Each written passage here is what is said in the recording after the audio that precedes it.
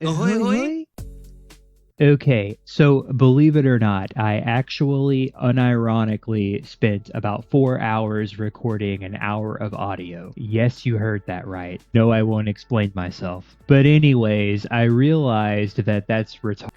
That the whole point of making this was just to throw something together quick for everybody who's been asking me about Valby build. So fuck it, I'll just do that right now. First up, crit versus non-crit. Which is better? The answer is, for the time being, it literally does not fucking matter at all. Because everything in this damn game dies in one hit anyway. Now, crit is going to kill bosses faster, but non-crit is going to have more mana. And that's about the only real difference between the two right now. Whenever they rework Void Purge on the 17th, then one might be better than the other. For now, I'm just going to show you a crit build and a non-crit build.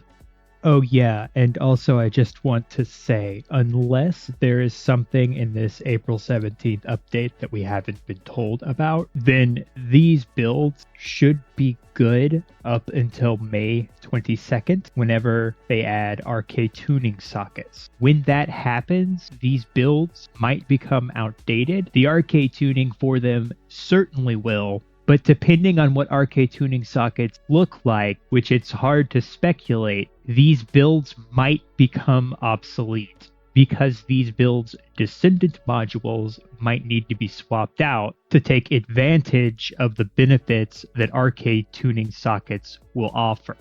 And also because I can't help myself, I need to explain how to use these builds just a little bit. Don't skip this part, it's important, I promise. Okay, so first off, what I can't help myself but explain is Bubble Bullet.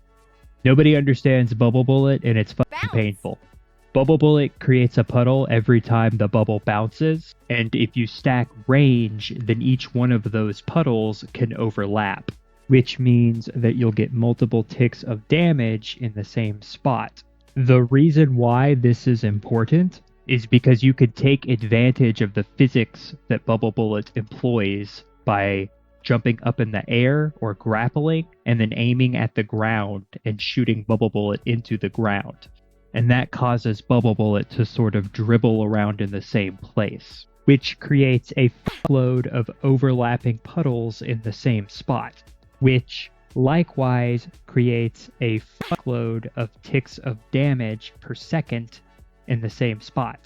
Way more than you would get if you just shot Bubble Bullet straight forward. So as you can see, I did Bubble Bullet straight forward in this one clip. Now in this clip, I'm going to grapple into the air and aim it at the ground. And as you can see, there are way more numbers flying on screen than before.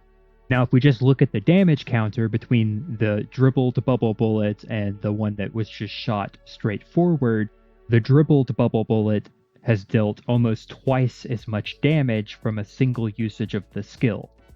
And that's what I mean by nobody uses Bubble Bullet correctly. Because I'm the only fucking person who does this for some goddamn reason. By the way, with crit builds, you can double jump to do this, as you can see right here in this clip. You can't grapple, it takes you too far away from water to register supply moisture, so you won't get the crit buff. But you can double jump and accomplish nearly the same results. Now the next thing that I want to talk about is how buffs apply to Valby's skill. Buffs on Valby, no matter where they come from, if it's like a Luna buff or if it's a crit rate buff from supply moisture, it doesn't matter. Once a skill is used, once it is set, then nothing changes about it ever. The buff can leave Valby, the skill will still be doing the same amount of damage until it disappears. And the same logic applies to Laundry Bomb.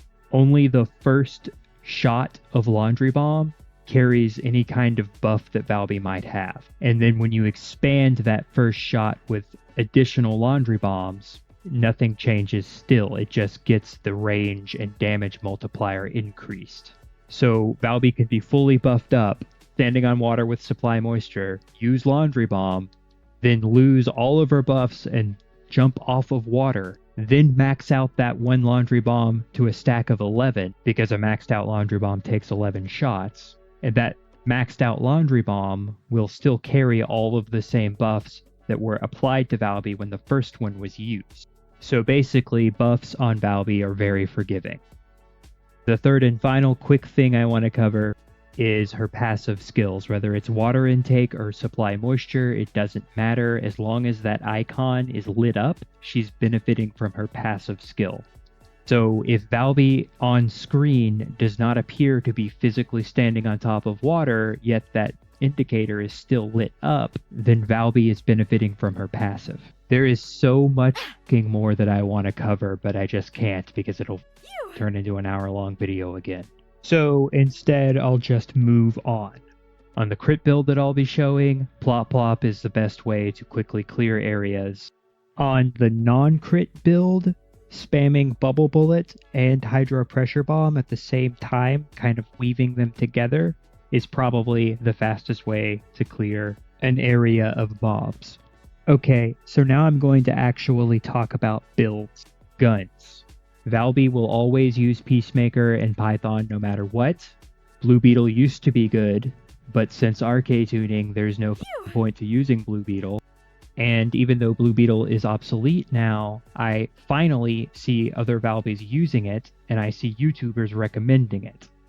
I feel like I'm taking crazy pills, but I know I'm not. Anyways, the two guns that you always use on Valby are Peacemaker and Python. The third gun is entirely up to you and really depends on where you're falling short. If you're running out of mana quickly, then you probably want a clearing gun. If you can't kill bosses quickly, then you probably want a gun that hits really hard. But it's whatever, that third gun is up to you. Now, starting off with Peacemaker. Peacemaker is useful for clearing on Valby because of its single reload for peace buff. Single reload for peace increases the non-attribute skill power of all of Valby's skills. And on Valby, that's pretty damn good.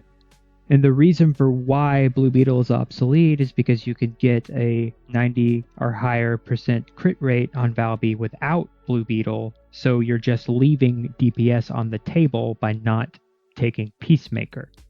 Part of Peacemaker's effect is that once you reach full stacks, you can take an aimed shot and fire out an entire magazine really quickly. And while it might look cool, it's completely useless. And that is because Peacemaker's damage is really shit. And there's just no ifs, ands, or buts about it. It's a bad gun. It'll never hit hard. Maybe you could build it to have really specific elemental damage against specific mobs or bosses. But the whole point of Peacemaker is for skill DPS. And if you're not skill DPSing, then why the fuck are you trying to DPS with Peacemaker? This is why Peacemaker is better as a stat stick, because a lot of mods affect the way that Laundry Bomb works. And Laundry Bomb is Valby's best DPS skill on a crit build at least, so it's just better to have a stat stick Peacemaker. The only substat on Peacemaker that actually matters is magazine capacity, and you need it to be 12% exactly. All of the other substats are completely up to you, they don't matter. The cores on Peacemaker don't really matter that much either. The only core slots that matter are the free slot and the 2 yellow slots. In these slots, you want either 1 max roll level 10 grapple hook charge time decrease and 2 sprint speed increases, or 2 grapple hook charge time decreases and 1 sprint speed increase. A max roll on a level 10 grapple charge time reduction core is negative 0.46, while the cap is negative 0.50. But bear in mind that you don't even need a blue level 10 roll on grapple hook reduction in order to hit the cap. Now, would an additional negative 0.04 grapple hook reduction actually make a difference? I don't think so, but if you're really worried about it, and you don't mind missing out on so much sprint speed that Valby will move faster while sprinting than she would while using cleanup, then I guess go with 2 level 10 rolls on grapple hook charge time reduction. So the more efficient method would be 2 level 10 gold rolls for sprint speed and 1 level 10 gold roll for grapple hook charge reduction. However, because with non-crit, dribbling Bubble Bullet is just so much easier and so much more consistent with grappling, maybe it is worth running 2 rolls for grapple hook charge time decrease. It's really up to you, but the most bang for your buck is 2 sprint speeds and 1 grapple hook charge reduction. As far as modules are concerned, the only mods that really matter for Laundry Bomb are Stance Stabilizer or any purple recoil mod, Vibration Absorption, Expand Weapon Charge, Compulsive Magazine, and Fire Rate Up. Now, weapon change mods are useful because it helps when switching to a better gun for DPS, and it might impact the animation speed of Laundry Bomb.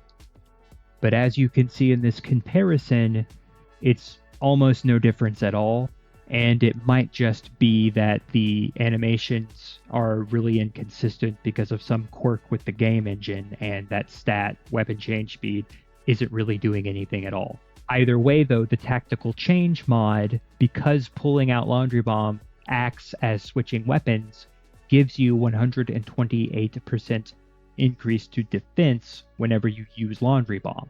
So it's kind of like adding that effect to Laundry Bomb. As far as Colon Special Forces is concerned, movement speed while aiming increases the movement speed while aiming of Laundry Bomb, which can be helpful if you actually aim Laundry Bomb while shooting. I run hardline suppression just because. If and when the situation arises to knock down an elite with a headshot, I guess it could come in handy, but it's not necessary at all. Fire rate up versus sharp precision shot runs into the same issue that weapon change speed does. As you can see from this on-screen example, there's barely any difference at all. Fire rate for Laundry Bomb appears to cap out at 400 anyway, and you hit that cap with just the fire rate up mod alone. And by the way, the magazine capacity and fire rate cores do not impact Laundry Bomb in any way whatsoever. I brushed over recoil earlier, but as you could see from this on-screen example, Laundry Bomb with and without recoil is very different. With both recoil mods, there's virtually no recoil at all to Laundry Bomb. And so that's StatStick Peacemaker. Next is Python. Python's substats are weak point damage, firearm attack, rounds per magazine 12%, and electric damage. The reason for electric damage is because Valby's laundry debuff decreases resistance to electric damage no matter what its source is, whether it's guns or skills. So, even if you choose to run different elemental mods to make Python more effective in specific content, because of the laundry debuff, this electric damage as a substat will always hit harder for Valby than it would for any other character. So it's the most efficient elemental stat to have on Valby. The cores for Python are a little tricky because I haven't fully tested them all. Whether or not fire rate up or electric damage is better in the free slot, I don't know. I just go with firearm attack. But I can tell you that a full gold roll of 20% fire rate here is a waste. I don't think you would even need a roll as high as 15% to hit the max fire rate. Now, as far as electric damage is concerned, again, with a laundry debuff, it could be better than firearm attack. I haven't tested it. But I chose to go with firearm attack because it's a sure thing and I'm never going to be unironically DPSing with Python. Python is meant to be supplemental damage and you're supposed to take advantage of its prey debuff in order to increase the damage of Valby's skills once they've been set, but also it's the only gun that can increase the damage of Laundry Bomb, because Laundry Bomb counts as switching weapons and you will strip Peacemaker's buff when pulling Laundry Bomb out. And so once you have Laundry Bomb going strong, the only way to further increase its damage is to either decrease the enemy's non-attribute resistance or increase their incoming damage modifier.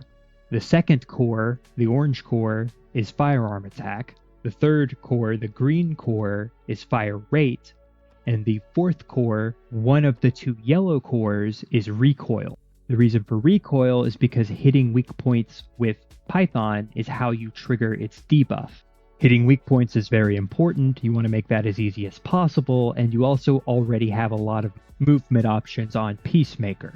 So you would just switch to Peacemaker if you wanted to go fast. I use hip fire accuracy for the 5th core, the 2nd yellow core, because the reticle for Python expands very quickly due to all of its increased fire rate. And it just makes the whole process a lot smoother to have that smaller reticle.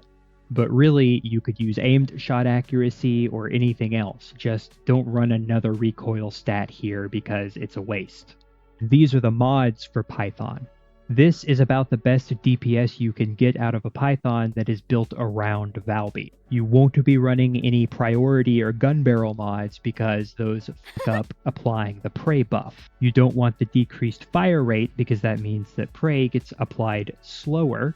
And you don't want the increased reload speed because the base reload speed of Python is already perfect and is enough to allow you to permanently keep the prey debuff up. The prey debuff, by the way, only lasts for 2 seconds, so you don't want to lose it while reloading. So the first mod you're going to run is the multi-percussion sight because multi-hit is actually pretty good on Python. Now here you could also run multi-hit induction if you were just absolutely sick at hitting weak points. And don't you say a single word, Maria. I'm not giving you an option, just run multi-hit induction here. Next would be electric enhancement. Now this is the best mod to have if you don't want to use a bunch of cats on Python because of the laundry debuff. But it would also make sense to run different elemental mods depending on the content. That would have you dealing extra damage. But electric is the best to go with just overall. Then you have aiming and weak point sight for the weak point multiplier, obviously, because you're always going to be hitting weak points with Python anyway, because the prey debuff is the whole point. And really with any gun, you want to always hit weak points, but what action, reaction, charge amplification, and rifling reinforcement, obviously for firearm attack, that doesn't really need explaining. And then fire rate up for fire rate up. Pretty self-explanatory. Banned weapon charge because you want a larger magazine. That's also why you would use 12% mag increase on the substat. You don't want to have to reload to max out the prey debuff. I think it's 28 stacks. And you might miss a few weak point hits, who knows. So having those extra rounds really does make a difference, especially considering that the fire rate is so high and you will burn through magazines very fast. And then finally, you would have multi-piercing sights for the multi-hit damage. Now, you could also run a second magazine increase mod here if you wanted to be able to get maximum efficiency out of Laundry Bomb with both Peacemaker and Python, but it's not necessary. Just use the stat stick Peacemaker for that. I didn't explain it earlier, but the way that you get more rounds in Laundry Bomb is by stacking magazine capacity increase. I guess I just felt like that was self-explanatory. Everybody knows how Haley works. The same logic applies to Valby. And now time for the actual Valby builds. First up is non-crit, which remember the advantage it has over crit is it has more mana. The transcendent module that you'll be running is Hydro Pressure Bomb, and the grapple module you'll be running is Midair Maneuvering. Hydro Pressure Bomb works a lot like Ajax's Void Walk skill. If you start Hydro Pressure Bomb while backwalking, then Valby won't fly forward. She'll just jump up in the air and land. This is the fastest way to use the skill. It has a bunch of other quirks to it as well, and it can be used as a movement and platforming skill. But if I get into all that, this video is going to be an hour long again. So I'm just going to speed up and say midair maneuvering isn't optional. You have to have that to use the bubble bullet dribbling technique to its maximum efficiency. And now with charge time decrease on cores, really midair maneuvering is just the only mod that anybody should consider using, period. But for Valby, it does have a specific purpose. Fusion amplification and non-attribute amplification are pretty obvious. They increase your damage. It's important to note here that Bubble Bullet is as affected by skill power modifier as it is skill power, so any gain or loss to either one of those stats results in an equal amount of damage to Bubble Bullet's dot being gained or lost. The burst of Bubble Bullet, though, scales more with skill power than skill power modifier. Focus on Fusion for its cooldown and for its Fusion skill power modifier, which, by the way, Laundry Bomb scales more off of skill power modifier than it does skill power, so because it's a Fusion skill power modifier really helps it out a lot. Then you have skill extension, which is important for duration. Because Laundry Bomb ticks for damage every 0.5 seconds, it doesn't take much duration at all to noticeably increase its overall damage. So it stands to reason then, if you stack a lot of duration, then your Laundry Bomb will deal a lot more damage. Also, duration is good for Bubble Bullet's puddles. Increased HP, because everybody likes more HP, and you're not getting it anywhere else on this build other than possibly inversion buffs, depending on what you want to go with. Focus on non-attribute for its cooldown and for its non-attribute skill power. Skill expansion, because it increases the range of all of Valby's skills, and because of Bubble Bullet's mechanics, remember the dribbling, it increases the DPS of Bubble Bullet. And having more range on Laundry Bomb is always welcome, because mobs and bosses are likely to wander outside the damage radius, and so increasing the damage radius ensures that that won't happen. Amplification control, because you don't want to decrease skill power modifier. Remember, that decreases the damage of Bubble Bullet noticeably, and also of Laundry Bomb very noticeably. And one of the reasons why people were recommending maximized range on Valby for a short period of time there is because there was a bug where the Arche tuning skill power modifier buff, which has been removed, would apply damage incorrectly whenever Valby had penalties to skill power modifier. And so used to, you would actually get more damage out of running maximized range. But to fix that, they just changed out the skill power modifier Arche buff for another purple skill power buff. So that's no longer a thing anymore. So that's why you wouldn't be running maximized range here. Nimble Fingers and MP conversion for very obvious reasons, because it decreases cooldown. And you want to be able to spam Bubble Bullet as much as possible, and you want a really short cooldown on Laundry Bomb as well.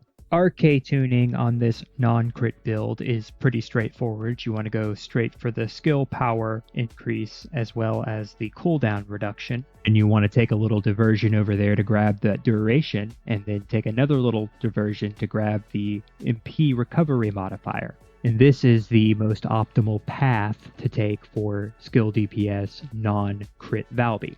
And anyone who says otherwise is stupid, and they could kiss my ass. As far as the Reactor goes on non-crit Valby, you want skill cooldown and either non-attribute skill power boost or fusion skill power boost. Either one is fine. Then obviously you want a weapon option for a hand cannon and a submachine gun, and then for whatever your third gun is. For the set, you want the Slayer set. Now, this set on Valby, the Slayer set, is going to be obsolete on the 17th.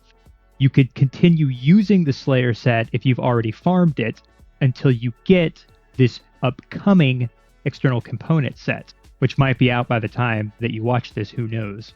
But anyway, this new set is the Enlightened Mage Set, and it is so much better than the Slayer set for Valby, because it gives a combined total of 90% skill power increase to Valby. Now, because with these builds that I'm showing, specifically the Peacemaker build, you don't need the extra magazine size from Slayer set. So running the Slayer set over the Enlightened Mage set is basically like choosing to deal less damage and have less MP. In other words, it's the wrong choice. And by the way, what I mean by the Peacemaker build is that because it is stat stick Peacemaker, you're running compulsive magazine on it, the one that comes with the weak point penalty. And so because of the extra rounds per magazine that you get from that mod, you don't need the Slayer set anyway to achieve 30 rounds of Laundry Bomb. And by the way, you would want all of the same external component substats for the Enlightened Mage set that you would for this set. And on that Slayer set, you want max HP and MP recovery out of combat on your auxiliary power. You want max MP and MP recovery in combat on your sensor, defense and MP recovery modifier on your memory. And on your processor, it really doesn't matter. You're not going for a shield build, so who cares? But really the most optimal for defense would be max shield and shield recovery modifier. But again, it really doesn't matter. You're not going to notice a difference. Oh, I mean survivability, not defense. Whatever. Anyway, for inversion buffs, you're going to want Arche Circulation Tactic because whenever it procs, it caps out the cooldown on all of Valby's skills, which is most useful for Laundry Bomb. Then you're probably going to want to run Selective Neurotransmission for the mana recovery, and with that, and all of the other mana recovery options you've got on this build, you will practically never run out of mana. As far as the final Arche tuning buff, you're either going to want Biodiversity Augmentation if you die a lot, or you're going to want Adrenaline Rush if you don't. And that's the non-crit Valby build. Okay, here's the crit Valby build. This is my favorite build, and this is the one that I use. First off, what's immediately noticeable is no HP mod. You get some HP back from Arche tuning and from the set you'll be running with this, and then from inversion buff, but this is a very fragile build. However, a workaround for that is by abusing the mechanics of cleanup. Cleanup is going to give you a 50% increase to damage reduction. Now, that damage reduction is actually the incoming damage reduction modifier stat. It's the same stat that you find on mods like sensory deprivation. So you could use cleanup as a tanking skill. Basically, just treat it like a guard in a fighting game or like a raise shield skill in an MMORPG. If you think you're about to take heavy damage, then go into cleanup, and then when the damage is over, go out of cleanup. It's just that simple. It's also a good skill to use if you're low HP and your grapple is on cooldown and you're trying to get to a nearby HP recovery orb. With that out of the way, let's get into these actual mods. Supply Moisture comes with a suite of firearm enhancing buffs. It's very good. It increases the base critical hit rate of all guns by 20%, which is amazing. It basically means that there are several gun builds that are unique to just Valby or Haley. Speaking of Haley, any gun build that would be good on Haley would also be good on Supply Moisture Valby, usually with little to no tweaking. But that's not the point of using Supply Moisture here, unless you have a third gun that is built for Valby or Haley that you like to use. But that's beside the point. Supply Moisture here is for skill DPS. And that's because you're going to be taking advantage of the skill critical hit rate that you get from Supply Moisture. And what that is a 20% base skill critical hit rate, which effectively brings Valby's base skill critical hit rate to 25%. And what that means is any additional skill critical hit rate you get from mods or from external component sets is going to do more for Valby than it would for most other characters. Mid-air maneuvering because it is the best grapple mod, not because you can dribble Bubble Bullet with it. For crit Valby, when you dribble Bubble Bullet, you double jump, because using a grapple takes you too far off the ground to get the Supply Moisture buff from water. Skill Insight is pretty self-explanatory because it increases skill critical hit rate. Skill Simplification requires a little bit more of an explanation. The way that the scaling works for Plop Plop is similar to the way that it works for Bubble Bullet's Dot. And by that, I mean that Skill Power Modifier has almost as much of an impact as Skill Power does. Similarly, this is the case with Cleanup, even though Skill Power does noticeably increase its damage more than Skill Power Modifier.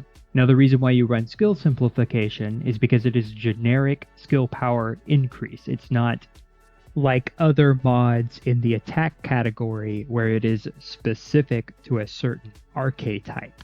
So with Skill Simplification, you not only get more damage out of Laundry Bomb and Bubble Bullet's Dot than you would for any other attack category mod, but you also get more damage out of Plop Plop and Cleanup. And the use of skill simplification is what makes Plop Plop viable on this build. Without skill simplification, Plop Plop just is not worth using. Its dot deals about the same amount of damage as 1 tick of damage from Bubble Bullet. And the reason for why that's significant is because Plop Plop is a very quick way for Valby to start dealing damage. It's also her only real CC skill now that Laundry Bomb has been reworked. So if you want to deal damage over a wide area quickly, then spamming Plop Plop is a pretty easy way to accomplish that. There are all kinds of unique mechanics to Plop Plop that I really just can't get into without making this video even longer, and it's killing me, but I guess I'll just move on. Skill simplification also makes cleanup a little bit more viable to use on Valby as well. Usually you would want to use either one of these skills, but in this case you can because of skill simplification. Skill simplification is only worth running until you get your Enlightened Mage Set, at which point you would switch skill simplification out for focus on fusion, the mod everybody else uses.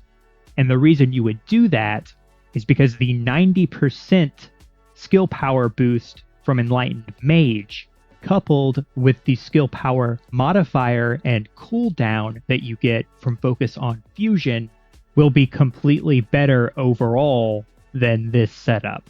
And the reason for why you would switch those out is because the 90% skill power increase from the Enlightened Mage set does what skill simplification does for Plop Plop and cleanup, but better. It also will amount to a more powerful Bubble Bullet, both its dot and its burst. And because you get so much skill power from the Enlightened Mage set, then even though you're missing 20% skill power modifier from not running skill simplification, the damage of Laundry Bomb will still be just as good or better.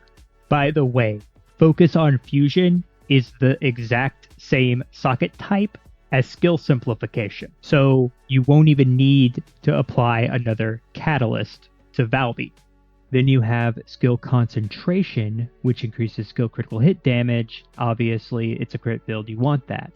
You have skill extension, which increases duration, and it's useful for the same reasons that it is on a non-crit build. And duration is especially important on this build because you will run out of mana quickly when you spam your skills, and so having more duration allows you to spread out the usage of skills a bit more strategically and hold on to more mana for longer periods of time. Nimble Fingers and MP Inversion because they reduce cooldown for Laundry Bomb mostly, but also for Bubble Bullet. And also because Plop Plop resets its cooldown with this much cooldown, and you don't even have to hit a large group of mobs like you normally would. That's one of Plop Plop's effects, by the way. Depending on the amount of mobs you knock down, you get more cooldown reduction on Plop Plop. So with this, you only have to knock down 1 or 2 mobs to completely reset its cooldown. Skill Expansion for the same reasons as the non-crit build. Frontline and emergency measures because this is a crit build and you need that extra crit damage because of the reactor you'll be running. Focus on non-attribute for its non-attribute skill power increase and also because of the cooldown. Now, with this crit build, you're going to be running a fusion reactor, a non-attribute fusion reactor, and you're going to have skill cooldown and skill critical hit rate on it.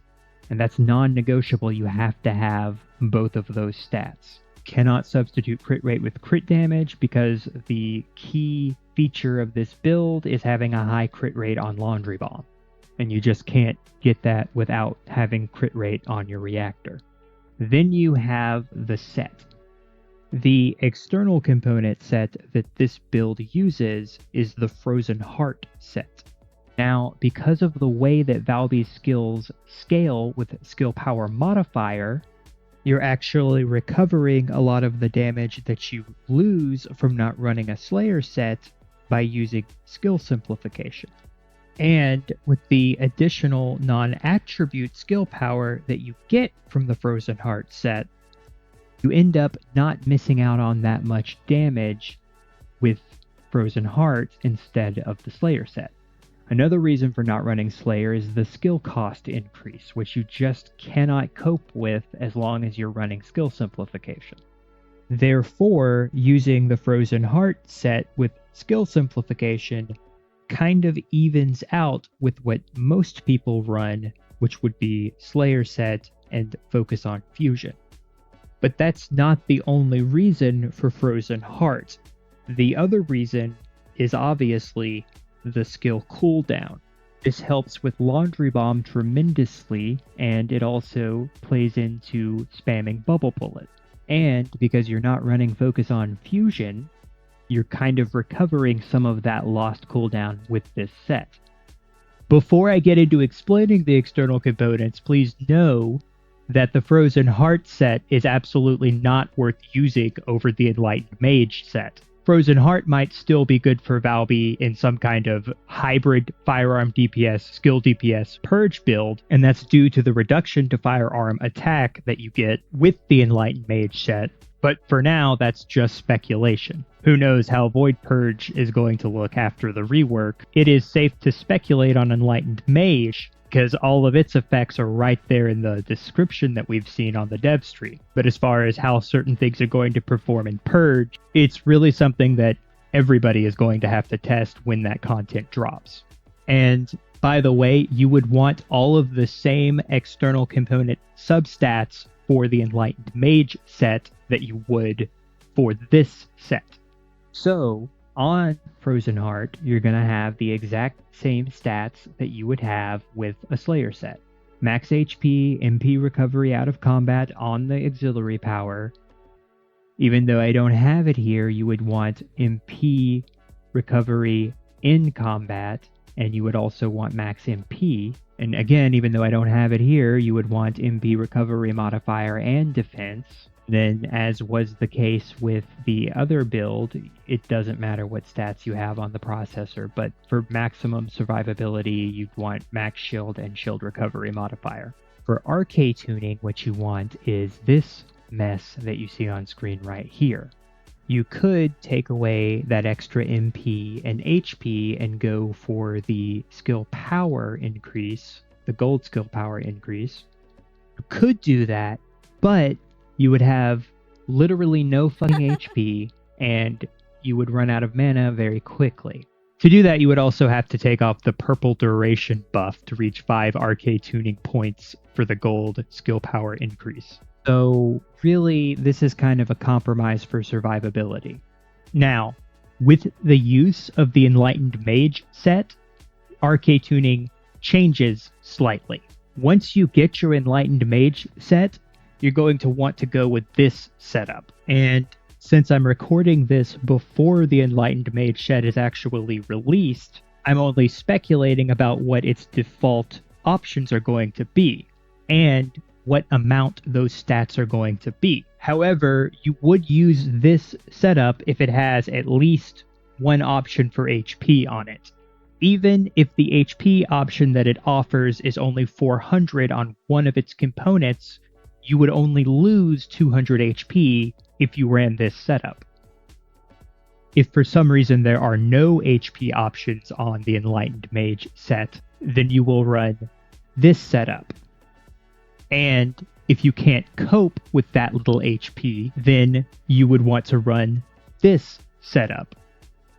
If for some ungodly reason there are 3 646 HP options on Enlightened Mage, which to be clear, there won't be, then you would run this setup. For the Inversion reinforcements, you are going to want to run Collective Neurotransmission for the mana recovery, and that's non-negotiable. You have to have that to make this work. You're going to want Biodensity Augmentation, which is practically non-negotiable because you have so little HP. Any additional HP really does help. And finally, you would either run Neuro Focus Augmentation for the minuscule amount of extra mana that you would get from it, or you would run Arche Circulation Tactic in order to cap out the cooldown on Laundry Bomb. Either is fine, but you probably want to be running Neuro Focus Augmentation. With this build, you will have the bare minimum for survivability. Really, anyone who's intermediate or better at video games should be able to make this build work, but it is kind of a skill issue if you can't. And that's it for the crit build. Now, I have tested this with the Focus on Fusion mod and Slayer set instead of Frozen Heart and Skill Simplification. And also I've tested it with the gold Arche buff for skill power. And the difference in damage is actually not that great. Obviously, with the Slayer set and the gold Arche buff, you'll hit harder, but you won't hit so much harder that that setup is worth going with over this one. Really, the benefit of my crit build is that you can spam plop plop where necessary, and cleanup isn't a total waste of DPS. So it kind of lets you tank and deal damage at the same time. Any other crit build on Valby is basically going to be best utilized by just spamming bubble bullets and laundry bomb, and that's kind of fucking boring. And also because with just being good at the game and using skills at the right time and in the right way, you actually perform better than other crit builds would. But none of that really matters because of the Enlightened Mage Set. Enlightened Mage Set just changes everything for Valby. Really, because of Enlightened Mage, the main feature of this build becomes a high crit rate on Laundry Bomb, which is very important because Laundry Bomb is a very, very hard-hitting skill, and it really only hits extremely hard on a crit build. Playing skill DPS Supply Moisture Valby without building into Laundry Bomb is like playing Absolute Zero Viessa and intentionally trying to make Blizzard as weak as possible. It really doesn't make any sense. Laundry Bomb with crit is one of the hardest hitting skills in the game. Not building into it is just insane. And honestly, because of Hydra Pressure Bomb and how much damage it deals, a mobbing build with crit Valby doesn't even really make much sense either if you're going to be ignoring Laundry Bomb. Okay, that's that.